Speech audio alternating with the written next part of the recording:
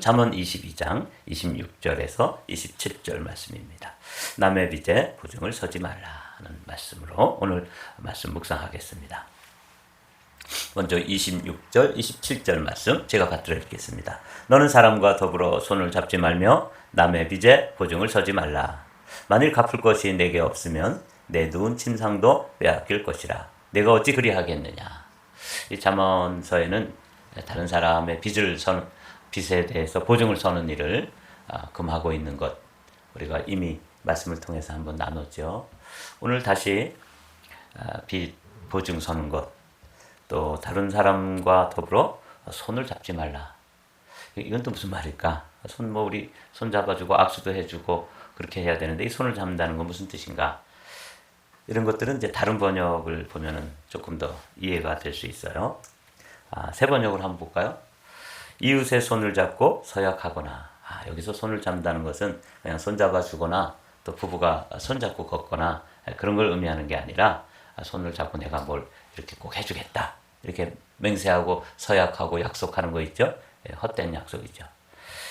왜 헛된 약속이냐면 여기 이제 보증을 서지 말라 그러고 또 담보를 잡히지 말라 그러고 이렇게 하는 거는 두 가지 이유에서 우리가 생각해 볼 수가 있어요. 첫 번째로 우리가 누구에게 보증을 선다는 것은 그 인생을 책임진다 이런 의미가 들어 있습니다. 근데 사실은 저나 여러분이나 우리가 생각해 보면 우리 자신이 그 누군가의 인생을 전적으로 책임져 줄 수 있는 능력이 우리 안에 없죠. 그런데도 불구하고 보증을 서준다고 하는 것은 우리의 능력을 넘어서는 일이기 때문에 그것은 해서는 안 되는 일이다. 그리고 그 후유증은 어마어마한 거죠. 여기 보면 남의 빚에 보증을 서지 말라. 너에게 갚을 것이 아무것도 없다면 내가 누운 침대까지도 빼앗기지 않겠느냐. 이렇게 이제 새 번역에서 번역이 되었는데 이게 이제 우리의 능력 밖의 일이기 때문에 해서는 안 되는 일이다. 딱하죠. 사정을 들어보면 정말 딱하기 때문에 해주고 싶고 또 해줘야 되겠다는 그런 생각이 들 때가 있어요. 저도 목사이기 때문에 저보고 빚 보증 서달라는 분은 많지 않아요. 그러나 제가 한번 이 미국에서 경험한 것인데 제 정보를 가지고 크레딧 카드를 만들어서 또 이렇게 돈을 빌려 쓰고 못 갚은 경우가 있어요. 그래서 급히 갚고 이제 그 크레딧 카드 다 해제시키고 이랬던 경험도 있는데 이게 이제 참 그래도 제가 그걸 갚을 수 있는 해결할 수 있는 능력이 있을 때 그걸 어떻게 발견이 되어서 그랬지 그걸 무한대로 사용해버리고 그 다음에 뒤로 물러서면 그 일을 어떻게 책임지겠습니까? 그죠? 그래서 여러분 빚 보증을 서지 말라고 하는 것은 첫 번째로는 우리의 능력을 넘어서는 일이기 때문에 그렇습니다. 두 번째로 빚 보증을 서지 말아야 될 이유를 곰곰이 생각해 보니까 빚을 이제 보증을 서달라 그러고 와서 딱한 사정을 이야기하고 또 매달리고 그런 사람을 이렇게 생각해 보면 그때 또 그 말을 들어보면 이번만 이렇게 살짝 도와주면 잠깐 도와주면 일어서서 이 문제를 해결해내고 그냥 또 빚도 다 갚아주겠구나. 근데 이렇게 생각되어지지만 우리의 죄성이 급할 때는 와서 막 매달리고 그러지만 사실은 형편이 조금 돼도 우선적으로 그 빚 갚는데 빚을 안 갚는다는 거예요, 사람들이. 또 다른 일을 쓰고 또 다른 일에 또 하고 이러면서 빚 갚는 일은 사실은 우리의 이 죄된 본성이 그렇게 급할 때는 와서 붙들고 늘어지지만 사실은 정말 넉넉하게 되어도 안 갚는 경우가 너무 많다는 거죠.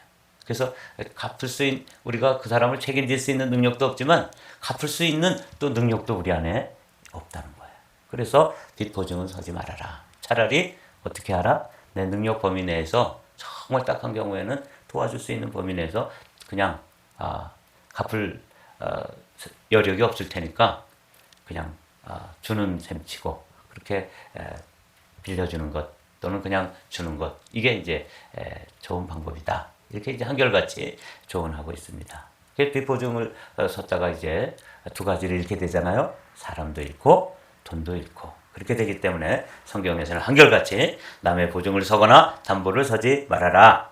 내가 갚을 힘이 없으면 내 누운 자리마저 빼앗기리라.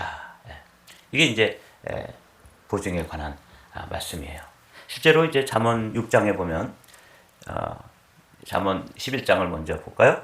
타인을 위하여 보증이 되는 자는 손해를 당하여도 보증이 되기를 싫어하는 자는 평안하니라. 그러니까 참 와서 딱한 사정을 이야기하고 또 관계가 그렇게 쉽게 거절할 수 없는 관계의 사람이 와서 부탁을 하면은 참 이거 박절하게 아주 냉정하게 거절하기가 쉽지 않죠. 이거 뭐 우리가 인간 관계를 하다 보면 쉽지 않은 일입니다. 그러나 보증이 되면 결국 손해를 보게 되고 어떻게 되는 경우에 침상까지도 다 팔아가지고 갚아줘도 다 못한다. 저는 뭐 어렸을 때 말씀드린 것처럼 우리 집에서 이런 일을 경험했기 때문에 아주 뼈아프게 우리 집에서는 경험을 했어요. 제가 가난하다고 자꾸 얘기하니까 저 집은 처음부터 가난했나 보다. 그런데 그건 아니고 이런 일도 인해 가지고 가난하게 됐고 이 손해를 본다는 걸 제가 생각해 보면서 저는 정말 감사하게도 하나님의 은혜로 공부를 대학도 하고 대학원 과정도 공부할 수 있고 그랬지만 저부터 바로 위에 누나부터는 한 번도 공부한 사람이 없어요. 우리가 이남 4년대 다 공부를 못했어요. 뭐 형편이 어려워서 못한 거죠. 그래서 이게 참 저는 이 빚 보증에 관한 이 말씀 이렇게 묵상해 보면 가슴이 아파요. 우리 집안의 형제들이 그렇게 머리가 나빠서 뭐 학교를 못 가거나 공부를 못하는 그런 사람들이 아니었는데도 불구하고 다 공부를 그냥 초등학교 졸업하고 말고 그랬습니다. 그러니까 이게 참 가슴 아픈 일이죠. 모르는 사람의 보증을 서면 고통을 당하지만 보증 서기를 거절하면 이거 거절할 때는 힘들죠. 이거 거절하는 이 와서 그냥 바지 가랭이를 붙잡고 늘어지는데 이거 거절하고 이거 하는 거는 정말 사람으로서는 하기 가장 어려운 일 중에 하나인데 거절하면 평안하고 안전하다 이렇게 되어 있죠. 잠언 6장에도 이 보증에 대해서 말씀을 주시고 있어요. 읽어보겠습니다. 내 아들아 내가 만일 이웃을 위하여 담보하며 타인을 위하여 보증하였으면 내 입의 말로 내가 얽혔으며 내 입의 말로 인하여 잡히게 되었느니라. 얽히고 잡히게 되는 것. 이건 뭐 크게 설명 안 드려도 이거 완전히 언제 아주 곤란한데 이렇게 사로잡히게 되는 상황을 설명하고 있습니다. 내 아들아 내가 내 이웃의 손에 빠졌은즉 이같이 하라. 너는 곧 가서 겸손히 내 이웃에게 간구하여 스스로 구원하되 내 눈을 잠들게 하지 말며 눈꺼풀을 감기게 하지 말고 노루가 사냥꾼의 손에서 벗어나는 것 같이 새가 그물 치는 자의 손에서 벗어나는 것 같이 스스로 구원하라. 그래서 스스로 구원하라는 말씀이 2번 있잖아요. 그래서 혹시 너무 간청에 못 이겨가지고 보증 서겠다고 얘기해 줬지만 요 해가 지기 전에 내가 이거 인정에 이끌려서 잘못했구나. 그래서 가가지고 제가 형편을 뭐 들어보니까 참 딱하고 어렵지만 또 제 형편도 그렇게 편치 않습니다. 그래서 어찌 됐거나 해주겠다고 약속한 거 빨리 가서 취소하라고 성경에서는 이렇게 이같이 하라. 그래서 4절의 말씀이 이제 그런 세부 지침을 가르쳐 주고 있잖아요. 제가 여기까지 묵상하다가 이 보증에 대해서 성경은 놀라운 말씀을 하고 있어요. 보증을 서지 말라고 이렇게 지혜자를 통해서 우리에게 실제 생활에서 재정적으로 보증을 서거나 담보를 잡히지 말라고 말씀해 주시면서 하나님께서는 우리를 보증을 서주고 계신다는 말씀이 성경에 있어요. 이게 도대체 어떻게 된 건지 하나님께서 이런 말씀이시죠. 고린도후서 1장 21절에서 22절의 말씀을 보면 우리를 너희와 함께 그리스도 안에서 굳건하게 하시고 우리에게 기름 부으신 이는 하나님이시니 하나님이 이런 일을 하시는 거예요. 하나님께서 하지 말라고 지혜자를 통해서 우리에게 말씀해 주신 거 하나님께서 그가 또한 우리에게 인치시고 보증으로 우리 마음에 성령을 주셨느니라. 오늘 아침에도 여러분들이 혼자 힘으로 이렇게 나오신 것처럼 여러분들이 보이지만 사실은 성령 하나님께서 우리에게 일어날 수 있는 힘도 주시고 또 기도를 사모하는 마음도 주시고 또 성령 하나님께서 이렇게 이끌어 주셔서 여기까지 나와 앉아 있는 거예요. 여러분 아시죠? 근데 그 성령을 보증으로 주셨다는 거예요. 이 보증이라는 게 뭐냐면 성령을 우리에게 이렇게 보증으로 성령 우리에게 주신 것은 이제 장차 하나님 나라에 이르기까지 우리를 책임지신다. 이런 뜻이 들어있어요. 그래서 제가 보증으로 성령을 주시는 하나님, 성령 하나님을 보증으로 우리에게 허락하시는 이 하나님. 그래서 왜 당신께서는 우리에게는 보증을 서지 말라 그러고 그 법칙을 깨뜨리고 하나님은 우리에게 보증을 서주시는가? 좀 이율배반적이잖아요. 우리 보고 하지 말라 그랬으면 당신도 하지 마셔야지. 예. 그래서 생각해 보면서 주님께서 깨달음을 주셨어요. 우리는 누군가를 책임질 수 없는 능력의 한계를 가진 사람이라고 말씀드렸죠. 그리고 또 빚을 보증을 서줘도 그 사람도 또 갚겠다고 아주 철석같이 약속하지만 그의 그 죄성, 그의 마음의 그 죄성은 그걸 또 안 갚는 경우가 뭐 비일비재하잖아요. 우리는 그래서 부도낼 수밖에 없는 인생인데 주님은 나는 능력이 있다. 끝까지 책임질 수 있는 능력이 내게 있다. 그러므로 나는 뭐 한다? 보증을 서주신다는 거예요. 제가 이 말씀 참 감격했어요. 아, 그러시구나. 우리는 책임질 수 없으니까 너 보증 서지 말라고 그렇게 간곡하게 잠언 6장 그리고 뭐 11장에도 그렇고 오늘 이렇게 22장에서도 말씀을 주시는 주님께서 그 법칙을 깨뜨리시고 주님께서 보증을 서주시면서 왜 주님은 보증 서주시죠? 이렇게 질문을 드렸더니 너는 부도내지만 나는 부도내지 않는다. 너는 죄성이 있어서 내가 보증을 서줘도 그렇게 못되게 자꾸 부도를 내지만 나는 그것까지도 책임질 수 있는 그런 존재야. 그렇게 말씀해 주시는 거예요. 그래서 제가 이 보증에 대해서, 빚 보증에 대해서 묵상을 하다가 정말 감동이 파도처럼 밀려왔어요. 아, 그러시구나. 그분이 나를 보증 서주신 거예요. 제가 이제 지난 주일날 목사님들을 잠깐 만날 기회가 있었어요. 그래서 오후에 이제 저녁 때죠. 오후가 아니라 저녁 때 가서 이제 식사를 하면서 교제하는데 어떤 아주 우리의 리더격인 그 목사님이 이렇게 말씀을 하셨어요. 야, 70에 은퇴하면 제2의 인생을 살 기회가 없어. 65세 정도 됐을 때 은퇴하고 제2의 인생을 살아봐라. 이렇게 말씀하시더라고요. 그래서 제가 도전을 받았어요. 그렇구나. 뭔가 이제 목회 일을 그만두고 다시 자기 자신을 위해서 일을 하려면 한 65세쯤 은퇴해서 힘이 있을 때 뭔가를 해야 된다는 거예요. 그래서 이제 제가 65세에 은퇴하려면 내년쯤 일을 벌여야 되지 않겠어요? 그래서 그런 거구나. 냉정하게 생각하면 그렇게 해야 되는 거구나. 그래야지 노후를 어떻게 책임지지 않겠어요? 근데 제가 오늘 아침에 주님께서 너가 너 자신에 대해서 책임질 수 있냐? 내가 너 책임진다. 이런 말씀으로 그러니까 쓸데없는 생각하지 말고 최선을 다해서 내가 너에게 맡겨진 일 그거 감당해라. 이렇게 저에게 보증을 해주시더라고요. 이게 보증이에요.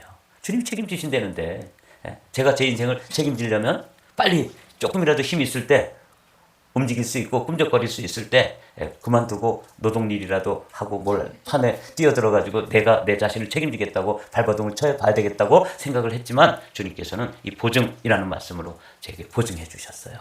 그가 또한 우리에게 인치시고 보증으로 우리 마음에 성령을 주셨느니라. 그 성령 하나님이 내 안에 와 계시는 거니까 그러니까 내 인생을 내가 책임지는 게 아니라 그냥 주님 믿고 그냥 70이 되었든 또 그 은퇴 연령이 좀 늘어난다 그러면 72세가 되었든 그때까지 죽기 살기로 목회하다가 그 다음에 그 이후는 누가 책임지세요?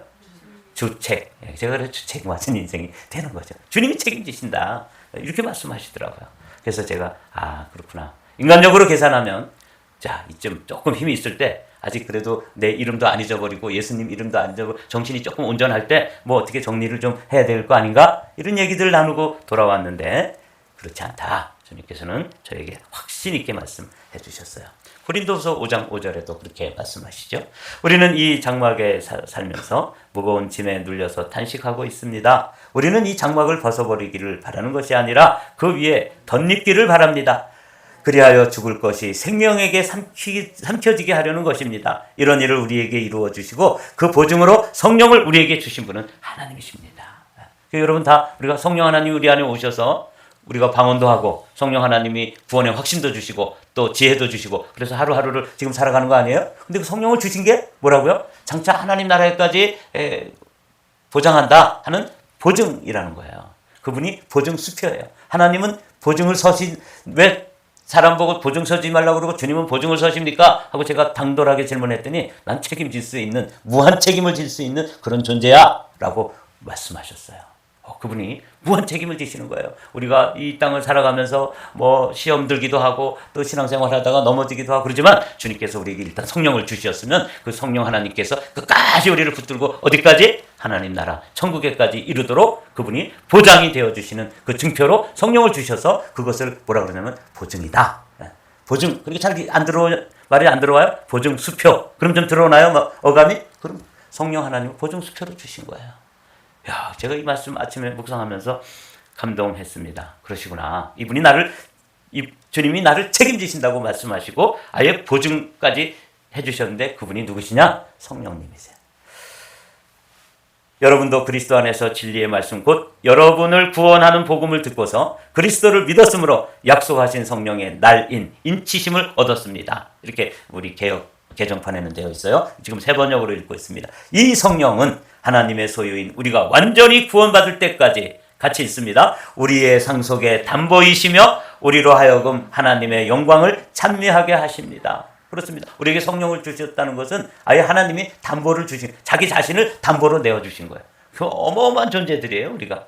아예 아주 보증수표를 탁 가지고 그 다음에 가는 거예요. 그러니까 뭐 여러분 염려하지 마십시오. 그래서 오늘 말씀을 이렇게 결론을 맺기를 원합니다. 한번 읽어볼까요? 로마서 13장 8절 너무 유명한 구절이죠. 시작. 피차 사랑의 빛 외에는 아무에게든지 아무 빛도 지지 말라. 남을 사랑하는 자는 율법을 다 이루었느니라. 제가 빚진 자예요. 주님께 사랑의 빚을 졌는데 그 빚을 지고 또 주님께서는 우리에게 그 빚 괜찮다. 사랑의 빛 외에는 아무에게도 아무 빚도 지지 말고 남을 사랑하는 그 율법을 이루면서 살아라. 이렇게 오늘 말씀 주십니다. 사랑하는 성도 여러분, 여러분이 그 채무, 빚 여기에서 자유롭게 되되 사랑의 빚 서로 피차 우리 안에서도 사랑의 빚을 질 수 있죠.